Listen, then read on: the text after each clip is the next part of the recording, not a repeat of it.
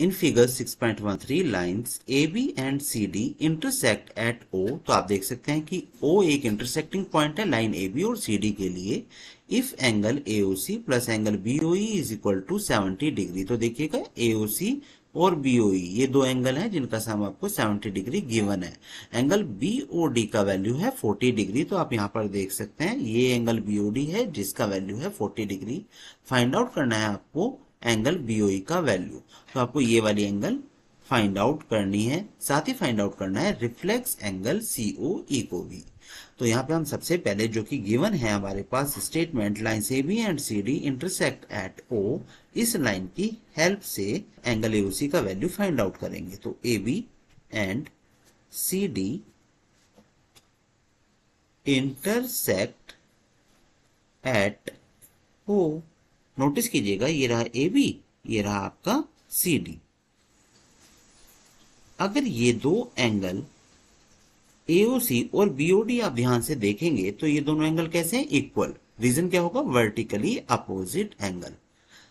Meaning आप यहां पे लिख सकते हैं angle AOC is equal to angle BOD. Reason दे दीजिएगा vertically opposite angle. Angle AOC की जगह पर यही लिखिएगा इज इक्वल टू, और एंगल बीओडी जो कि आपको ऑलरेडी गिवन है 40 डिग्री मार्क कर दीजिए। इसका मतलब हम एंगल एओसी का वैल्यू को फाइंड आउट कर चुके हैं।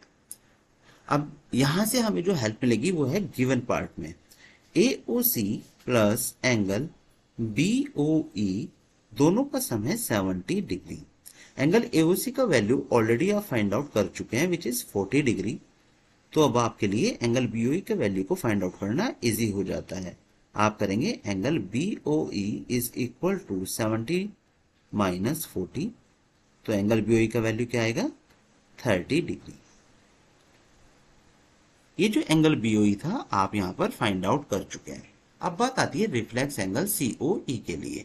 रिफ्लेक्स एंगल सीओई हमारे पास अगर फाइंड आउट करना है तो ये एंगल सीओई आप देख रहे हैं ना, इसकी वैल्यू को फाइंड आउट सबसे पहले कीजिए और जो वैल्यू आएगी उसको आप 360 डिग्री में से माइनस कर दिया करते हैं। तो रिफ्लेक्स एंगल सीओई क्या होता है?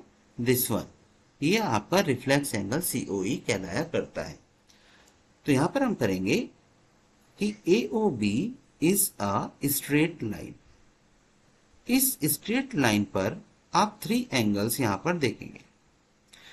ओसी और ओई रे की हेल्प से यहां पे 3 एंगल्स बन रहे हैं, एंगल एओसी, साथ ही एंगल सीओई और एंगल बीओई। तो इन सब का सम क्या हो जाएगा? 180 डिग्री, क्योंकि हम जानते हैं कि स्ट्रेट लाइन पर बनने वाला एंगल हुआ करता है 180 डिग्री।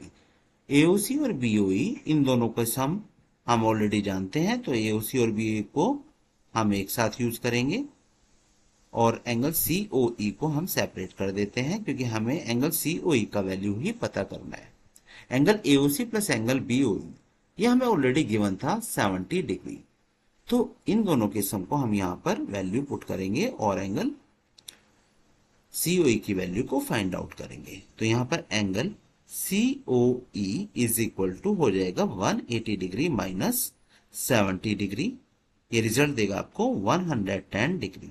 बट आपको एंगल सीओई नहीं फाइंड आउट करना, आपको फाइंड आउट करना है रिफ्लेक्स एंगल सीओई। और हमने जैसा कि पहले डिस्कस किया है कि रिफ्लेक्स एंगल सीओई के फाइंड आउट करने के लिए आप 360 डिग्री में से उस पर्टिकुलर एंगल की वैल्यू को सब्ट्रैक्ट कर देंगे जो कि यहां पर है 110 डिग्री। तो माइनस करके हमें क्या मिलेगा? 250 डिग्री। तो रिफ्लेक्स एंगल सीओई की वैल्यू क्या आती है यहाँ पर? 250 डिग्री। और एंगल बीओई की वैल्यू क्या आ जाती है यहाँ पर? 30 डिग्री।